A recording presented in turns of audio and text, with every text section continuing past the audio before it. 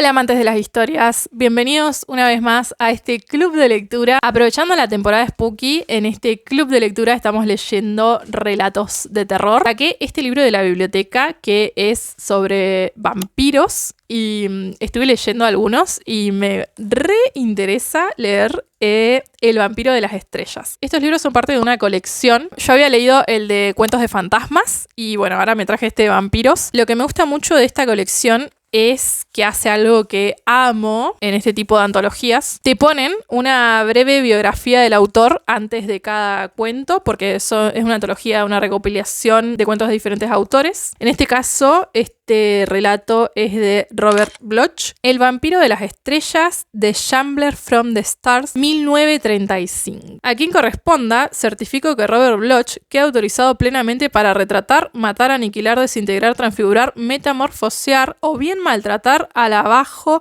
firmante en el cuento titulado The Shambler from the Stars. Firmado H.P. Lovecraft. Al parecer tenía aprobación del señor Lovecraft para escribir sobre esto. Dedicado a H.P. Lovecraft. Soy, lo confieso, un simple escritor de relatos fantásticos. Desde mi infancia me he sentido subyugado por la secreta fascinación de lo insólito y lo desconocido. Los sueños grotescos, los temores innombrables, las más extrañas fantasías que obsesionan la mente, tuvieron siempre para mí un poderoso e inexplicable atractivo. He caminado con Poe por senderos ocultos, me he arrastrado con Machen entre las sombras, con Baudelaire crucé las regiones de las hórridas estrellas, o me sumergí en las profundidades de la tierra guiado por los relatos de la antigua ciencia. Mi poco talento para el dibujo me obligó a intentar describir a los seres fantásticos que moran en mis sueños tenebrosos apenas con torpes palabras. La misma inclinación por lo siniestro se manifestaba en mis gustos musicales. Mis composiciones favoritas eran la suite de los planetas y otras del mismo estilo. Mi vida interior se convirtió muy pronto en un perpetuo festín de horrores fantásticos, crueles y refinados. Con el transcurso del tiempo me fui haciendo cada vez más hosco, hasta que terminé llevando una tranquila y filosófica vida en un mundo de libros y sueños. El hombre tiene que trabajar para vivir, incapaz, por naturaleza, de todo trabajo manual. En mi adolescencia me sentí muy desconcertado ante la necesidad de elegir una profesión. Mi tendencia a la depresión no ayudó en nada y durante algún tiempo estuve bordeando el desastre económico más absoluto. Entonces me decidí a escribir. Adquirí una vieja máquina de escribir, un montón de papel barato y unas hojas de carbón. Nunca me preocupó la búsqueda del tema. ¿Qué mejor fuente que las regiones sin límite de mi viva imaginación? Escribía sobre oscuros temas de horror y sobre el enigma de la muerte. Al menos este era mi propósito en mi inexperiencia y candidez. Mis primeros intentos fueron un rotundo fracaso. Los resultados estaban lastimosamente lejos de mis proyectos soñados. Mis fantasías más brillantes se convertían en el papel en un insensato revoltijo de pesados adjetivos, y no encontré palabras de uso corriente con que expresar el terror portentoso de lo desconocido. Mis primeros textos resultaron vulgares y mediocres. Las pocas revistas especializadas del género los rechazaron con significativa unanimidad. Tenía que vivir. Lenta, pero seguramente, ajusté de a poco mi estilo a mis ideas. Trabajé laboriosamente las palabras, las frases, las estructuras de las oraciones. Trabajé duramente. Pronto aprendí lo que era sudar. Y por fin, uno de mis relatos fue aceptado. Luego hubo un segundo, y un tercero, y un cuarto. Comencé a dominar los trucos más elementales del oficio, y finalmente a vislumbrar mi porvenir con cierta claridad. Con el ánimo más ligero, volví a mi vida en sueños y a mis queridos libros. Mis relatos me proporcionaban medios un tanto escasos para subsistir, pero durante cierto tiempo no pedí más a la vida, aunque esto duró poco. La simple engañosa ambición fue la causa de mi ruina. Quería escribir un verdadero relato, no uno de esos cuentos efímeros y estereotipados que producía para las revistas, sino una verdadera obra de arte. La creación de semejante obra maestra llegó a convertirse en mi ideal. Yo no era buen escritor, pero ello no se debía por completo a mis errores de estilo. Presentía que mi defecto fundamental radicaba en el asunto. Vampiros, hombres lobo, profanadores de cadáveres, monstruos mitológicos, todo ello constituía un material de escaso mérito. Temas e imágenes vulgares, rutinario empleo de los adjetivos y un punto de vista prosaico y antropocéntrico eran los principales obstáculos para que surgiera un relato fantástico verdaderamente bueno. Tenía que elegir un tema novedoso, una trama realmente extraordinaria. Si pudiera concebir algo realmente teratológico, algo monstruosamente increíble, imposible. Estaba ansioso por aprender las canciones que los demonios cantan al precipitarse más allá de las regiones estelares, por oír las voces de los dioses antiguos susurrando sus secretos al vacío, preñado de resonancias. Deseaba conocer los terrores de la tumba, la dulce caricia de una podrida mortaja sobre mi cuerpo, el roce de las larvas sobre mi lengua. Anhelaba hacer mías las vivencias latentes en el fondo de los ojos vacíos de las momias, y ardía en deseos de aprender la sabiduría que solo conoce el gusano. Entonces podría escribir la verdad, y mis esperanzas se realizarían por completo. Busqué la manera de conseguirlo. Comencé a escribirme con solitarios pensadores y soñadores de todo el país. Mantuve correspondencia con un sabio de la región desolada del norte, con un eremita de los montes occidentales y con un místico de Nueva Inglaterra. Por medio de este, supe de algunos libros antiguos que eran tesoro y reliquia de una ciencia extraña. Primero me citó, con mucha reserva, algunos pasajes del legendario Necronomicon. Luego se refirió a cierto libro de Eibon, que tenía fama de superar a los demás por su carácter blasfemo y demencial. Él mismo había estudiado aquellos volúmenes que recogían el terror de los tiempos originales, pero me prohibió que ahondara demasiado en mis investigaciones. Me dijo que, como hijo de la embrujada ciudad de Arkham, donde aún palpitan y acechan sombras de otros tiempos, había oído cosas muy extrañas, por lo que decidió apartarse prudentemente de las ciencias negras, las prohibidas. Por fin, después de mucho insistirle, consintió de mala gana en darme los nombres de ciertas personas que a su juicio podrían ayudarme en mis indagaciones. Mi corresponsal era un escritor brillante, gozaba de sólida reputación en los círculos intelectuales más exquisitos, y yo sabía que estaba tremendamente interesado en conocer el resultado de mi iniciativa. Tan pronto como su preciada lista estuvo en mis manos, comencé una campaña postal masiva, con el fin de conseguir los deseados libros. Dirigí mis cartas a universidades, bibliotecas privadas, a famosos astrólogos y a dirigentes de cultos secretos de nombres oscuros y sonoros, pero todo eso estaba destinado al fracaso. Las respuestas fueron manifestaciones hostiles.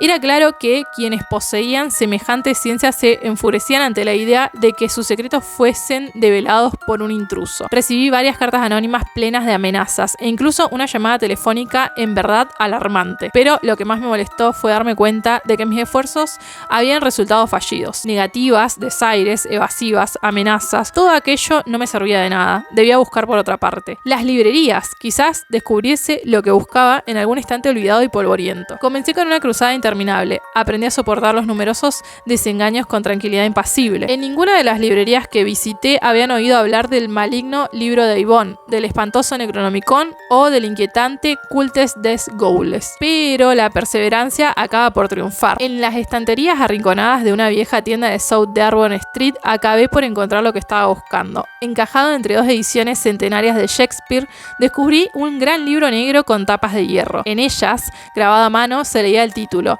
De Vermis Mysteris, Misterios del Gusano. El dueño de la librería no supo decirme de dónde procedía aquel libro. Quizá lo había adquirido un par de años atrás en algún lote de libros de segunda mano. Era evidente que desconocía su naturaleza, ya que me lo vendió por $1. Me envolvió el pesado mamotreto, encantado por su inesperada venta, y me despidió con amable satisfacción. Me marché apresuradamente con mi precioso botín bajo el brazo. Lo que había encontrado. Ya tenía referencias del libro. Su autor era Ludwig Prien y había muerto en Bruselas, en la hoguera de la Inquisición, cuando los juicios por brujería estaban en su apogeo. Había sido un personaje extraño, alquimista, nigromante y mago de gran reputación. Se envanecía de haber alcanzado una edad milagrosa, cuando finalmente fue inmolado por el feroz poder del brazo secular. Se decía que se proclamaba único superviviente de la Novena Cruzada y exhibía como prueba ciertos documentos mohosos que parecían atestiguarlo. Lo cierto es que, en las crónicas antiguas, el nombre de Ludwig Prien figuraba entre los caballeros servidores de Montserrat, pero los incrédulos lo seguían considerando un chiflado y un impostor, a lo sumo descendiente de aquel famoso caballero. Ludwig atribuía sus conocimientos de hechicería a los años en que había estado cautivo entre los brujos y los encantadores de Siria,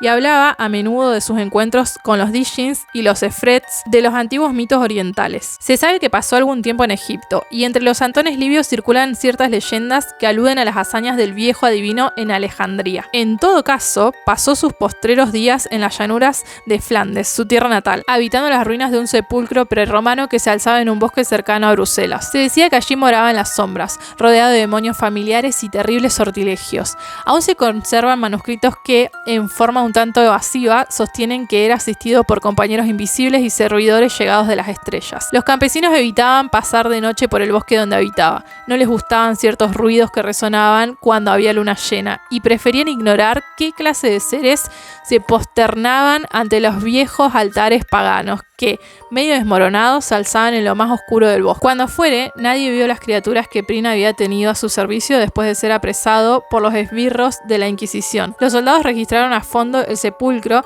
donde había morado, antes de destruirlo. Y nada hallaron. Instrumentos extraños, pócimas, seres sobrenaturales, todo desapareció de la manera más misteriosa. Hicieron sin resultado un minucioso reconocimiento del bosque prohibido. Antes de que terminara el proceso de Prin, en los altares y en el potro de tormento saltó sangre fresca. Pero ni con las más atroces torturas lograron romper su silencio. Por fin, cansados de interrogarlo, arrojaron al viejo hechicero a una mazmorra. Fue durante su prisión, mientras esperaba su sentencia, cuando escribió ese texto morboso y horrible, De Vermis Mysteris, conocido hoy como Los Misterios del Gusano. Un año después de su muerte, el texto fue impreso en Colonia, aunque nadie se explica cómo pudo escribirlo sin que los guardianes lo sorprendieran. El libro fue prohibido inmediatamente después de su aparición, pero ya se habían distribuido algunos ejemplares de los que se sacaron copias en secreto. Más adelante se hizo una nueva edición, pero censurada y expurgada, por lo que únicamente se considera auténtico el texto latino original. A lo largo de los siglos, fueron muy pocos los que tuvieron acceso a la sabiduría que este libro encierra. Los secretos del viejo mago solo son conocidos hoy por algunos iniciados, quienes se oponen a todo intento de propagarlos. Esto era, en resumen, lo que sabía del libro que había venido a dar a mis manos. Aún para mero coleccionista, el libro era un hallazgo fenomenal, pero, desgraciadamente, no podía juzgar su contenido porque estaba en latín. Como solo conozco unas cuantas palabras sueltas en esa lengua, al abrir sus páginas mohosas me tropecé con un obstáculo insuperable. Era desesperante poseer aquel tesoro de saber oculto sin tener la clave para desentrañarlo. Por un momento me sentí exasperado. No me seducía la idea de poner en manos de un latinista local un texto de semejante naturaleza. Entonces tuve una inspiración. ¿Por qué no tomar el libro y visitar a mi amigo para solicitar ayuda? Él era un erudito. Leía en su idioma a los clásicos y probablemente las espantosas revelaciones de Prin le impresionarían menos que a otros. Sin pensarlo más, le escribí apresuradamente y poco después recibí su contestación. Estaba encantado de ayudarme. Sobre todo, decía que fuera inmediatamente. Providence es un pueblo agradable. La casa de mi amigo era antigua, de estilo georgiano. La planta baja era una maravilla de ambiente colonial. El piso alto servía de estudio a mi anfitrión, iluminado por una amplia ventana, aunque sombreado por las dos vértices del tejado. Allí reflexionamos durante la espantosa y memorable noche del pasado abril, junto a la gran ventana abierta al mar azul. Era una noche sin luna, lívida, en que la niebla llenaba de sombras aladas la vacía oscuridad. Todavía veo con nitidez la escena, la pequeña habitación iluminada por la luz de la lámpara, la mesa grande, las sillas de respaldo alto. Los libros tapizaban las paredes, mientras los manuscritos se apilaban en archivadores especiales. Estábamos sentados junto a la mesa ante el misterioso volumen. El delgado perfil de mi amigo proyectaba una sombra inquieta en la pared, y a la luz mortecina su semblante como de cera adoptaba una apariencia furtiva. En el ambiente flotaba el presagio de una revelación portentosa. Yo sentía la presencia de secretos que acaso no tardarían en revelárseme. Mi compañero no era ajeno a esta atmósfera expectante. Los largos años de soledad habían agudizado su intuición al extremo. No era el frío lo que lo hacía temblar en su butaca, ni era la fiebre la que hacía llamear sus ojos con el fulgor de piedras preciosas. Aún antes de abrir aquel libro maldito, sabía que encerraba una maldición. El olor a moho en sus páginas antiguas traía consigo un bajo que parecía brotar de una tumba.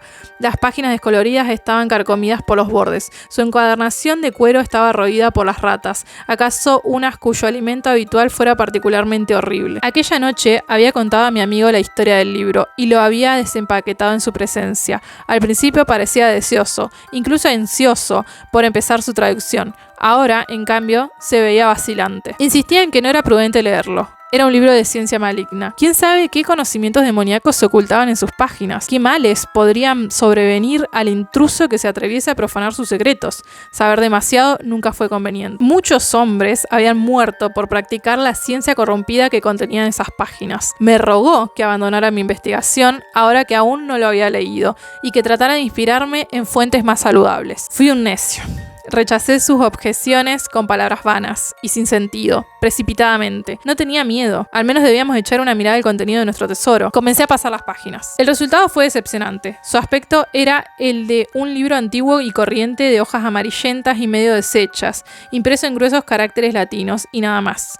Ni siquiera una ilustración o algún grabado alarmante. Mi amigo no pudo resistir la tentación de saborear tal rareza bibliográfica y al cabo de un momento se levantó para echar una ojeada al texto por encima de mi hombro. Después, con creciente interés, empezó a leer en voz baja algunas frases en latín. Finalmente, vencido ya por el entusiasmo, me arrebató el precioso volumen. Se sentó junto a la ventana y se puso a leer pasajes al azar. De cuando en cuando los traducía. Sus ojos relampagueaban con un brillo salvaje. Su perfil cadavérico expresaba una absoluta concentración en los antiguos caracteres que cubrían las páginas del libro.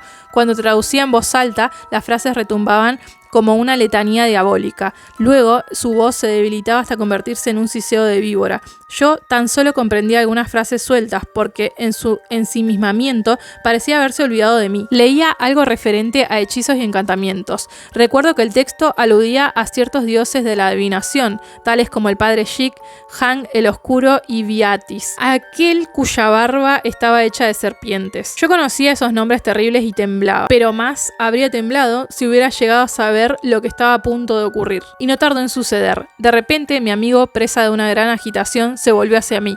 Con voz excitada y chillona, me preguntó si recordaba las leyendas sobre las hechicerías de Prin y los relatos sobre servidores invisibles que había hecho venir desde las estrellas. Dije que sí, pero sin comprender la causa de su repentina agitación. Entonces me explicó el motivo de su frenesí. En un capítulo que trataba de los demonios familiares, había encontrado una especie de conjuro o plegaria que quizás fuera el que Prin había empleado para atraer a sus sirvientes servidores desde los espacios ultraterrestres. Ahora iba a escucharlo. Lo leería en voz alta. Permanecí sentado estúpidamente, ignorante de lo que iba a pasar. ¿Por qué no grité? ¿Por qué no traté de escapar o de arrancarle de las manos a aquel códice monstruoso? Pero yo no sabía nada, y me quedé sentado donde estaba, mientras mi amigo, con voz quebrada por la violenta excitación, leía una larga y sonora invocación. Tibi magnum iniminandum signa stellarum nigrarum et fufa fiformisado que sigilum. El ritual siguió avanzando. Las palabras se alzaron como aves nocturnas de terror y muerte. Temblaron como llamas en el aire tenebroso y contagiaron su fuego letal en mi mente. Los atronadores acentos de mi amigo producían un eco infinito que parecía ir más allá de las más remotas estrellas. Era como si su voz alcanzara regiones exteriores a toda dimensión a través de enormes puertas primordiales, en busca de su oyente, llamándolo a la tierra. ¿Era toda una ilusión? No me detuve a reflexionar, y aquella llamada, proferida de manera casual, obtuvo respuesta. Apenas se había apagado la voz de mi amigo en nuestra habitación cuando el horror sobrevino. El cuarto se tornó helado. Por la ventana entró aullando un repentino viento que, ahora lo sé, no era de este mundo. En él cabalgaba, como un pláñido, una especie de nota perversa y lejana. Al oírla, el semblante de mi amigo se convirtió en una pálida máscara de terror. Las paredes crujieron y ante mis atónitos ojos, las hojas de la ventana se combaron. Desde la nada, que se abría más allá de la ventana, llegó un súbito estallido de lúbrica brisa. Unas carcajadas histéricas que parecían hijas de la más completa demencia. Aquellas carcajadas, que no profería boca alguna, alcanzaron la quinta esencia última del espanto. Todo lo demás ocurrió a una velocidad pasmosa. Mi amigo se lanzó hacia la ventana y comenzó a gritar, manoteando como si quisiera zafarse del vacío. A la luz de la lámpara vi sus rasgos contraídos con una mueca agónica y demencial. Un instante después, su cuerpo se levantó del suelo y comenzó a doblarse hacia atrás, en el aire, hasta un grado imposible. Inmediatamente sus huesos se rompieron con un chasquido horrible y su figura quedó colgando en el vacío. Tenía los ojos vidriosos y sus manos se crispaban compulsivamente como si quisiera agarrar algo que yo no veía. Una vez más se oyó aquella risa besánica, pero ahora dentro de la habitación. Las estrellas oscilaban en roja angustia. El estridente viento frío silbaba en mis oídos. Me encogí en mi silla, con los ojos clavados en aquella escena aterradora que se desarrollaba ante mí. Mi amigo comenzó a gritar. Sus alaridos se mezclaban con aquella risa perversa que surgía del aire. Su cuerpo combado, suspendido en el espacio, se dobló nuevamente hacia atrás, mientras la sangre, como una aguja roja de un surtidor, brotaba de su cuello desgarrado. Ilustración. Pero aquella sangre no llegó a tocar el suelo. Se detuvo en el aire y la risa cesó, convirtiéndose en un gorgoteo nauseabundo. Dominado por el vértigo del horror, lo comprendí todo. La sangre estaba alimentando a un ser invisible del más allá. ¿Qué entidad del espacio había sido invocada tan repentina e inconscientemente? ¿Qué era aquel monstruoso vampiro que no podía ver? Aún tuvo lugar una espantosa metamorfosis. El cuerpo de mi compañero se encogió, ya marchito y sin vida. Por fin cayó al suelo y quedó espantosamente inmóvil. Pero algo pavoroso sucedió en el aire. Junto a la ventana, en el rincón, se hizo visible un resplandor rojizo, sangriento. Muy despacio, pero en forma continua, a medida que la sangre iba llenando la trama de la invisible entidad de las estrellas, la silueta de la presencia fue perfilándose cada vez más. Era una inmensidad de gelatina palpitante, húmeda y roja. Una burbuja escarlata con miles de apéndices. Unas bocas que se abrían y cerraban con horrible codicia. Era una cosa hinchada y obscena. Un bulto sin cabeza, sin rostro, sin ojos. Una especie de buche ávido, con garras, que había brotado del cielo estelar. La sangre humana con la que se había nutrido revelaba ahora sus contornos. No era espectáculo para la visión humana. Por fortuna, para mi equilibrio mental, aquella criatura no se demoró ante mis ojos. Con un desprecio total por el cadáver flácido que yacía en el suelo, asió el espantoso libro con un tentáculo viscoso y retorcido y se dirigió a la ventana con rapidez. Allí, comprimiendo su tenebroso cuerpo de gelatina a través de la abertura, desapareció. Ilustración. Oí su risa lejana, burlesca, arrastrada por las ráfagas del viento, mientras regresaba a los abismos de donde había venido. Eso fue todo. Me quedé solo en la habitación, ante el cuerpo roto y sin vida de mi amigo. El libro había desaparecido. En la pared había huellas de sangre y abundantes salpicaduras en el suelo. El rostro de mi amigo era una calavera sangrienta torcida hacia las estrellas. Antes de incendiar la habitación, permanecí largo rato sentado, en silencio. Luego me marché. Reí, porque sabía que las llamas destruirían toda huella de lo ocurrido. Yo había llegado aquella misma tarde. Nadie conocía ni me había visto llegar. Tampoco me vio nadie partir, ya que huí antes de que las llamas empezaran a propagarse. Caminé sin rumbo por las calles retorcidas durante horas y horas, y cada vez que divisaba las estrellas inflamadas, cruelmente jubilosas, que me miraban furtivamente a través de los desgarrones de la niebla fantasmal, era sacudido por una risa idiota. Al cabo de varias horas, me sentí lo bastante calmado para tomar el tren. Durante el largo viaje de regreso estuve tranquilo, y lo he estado igualmente ahora, mientras escribía esta relación de los hechos. Tampoco me alteré cuando leí en la prensa la noticia de que mi amigo había fallecido en un incendio que destruyó su vivienda. Solo a veces, por la noche, cuando brillan las estrellas, los sueños vuelven a conducirme hacia un gigantesco laberinto de horror y locura. Entonces tomo drogas. Con un vano intento por disipar los recuerdos que me asaltan mientras duermo. Pero esto tampoco me preocupa demasiado, porque sé que no permaneceré mucho tiempo aquí. Veré, al menos una vez más, a aquella temblorosa entidad de las estrellas. Tengo la certeza de que así será. Estoy convencido de que volverá para llevarme a esa negrura que hoy es morada de mi amigo. A veces deseo vivamente que llegue ese momento, porque yo también entonces aprenderé de una vez y para siempre los misterios del gusano. Tremendo, tremendo, tremendo, tremendo. Me encanta cuando los autores encajan cada pieza a la perfección. O sea, desde el principio el tipo está hablando de que solo siendo sabio como un gusano va a ser libre, o sea, va a conocer como lo que necesita y al final lo termina diciendo y termina teniendo como la posibilidad de convertirse en un gusano. Me hace acordar un poco a un libro que leí cuando era chica, estos libros de Elige tu propia aventura. Una de las historias en las que si te salía todo mal, que siempre salía todo mal, te podías llegar a convertir en un gusano. Era horror cósmico, estaba leyendo de horror cósmico y no lo sabía. Me parece muy interesante. Siento que este autor logró plasmar a la perfección la esencia de Lovecraft. Qué bueno que lo dejaron escribir este relato. Díganme ustedes qué opinan, qué les pareció. Y déjenme en la cajita de comentarios alguna recomendación, que como dije en este club de lectura vamos a aprovechar para leer todos los relatos de terror que podamos. Muchas gracias por pasar. Nos vemos en la próxima.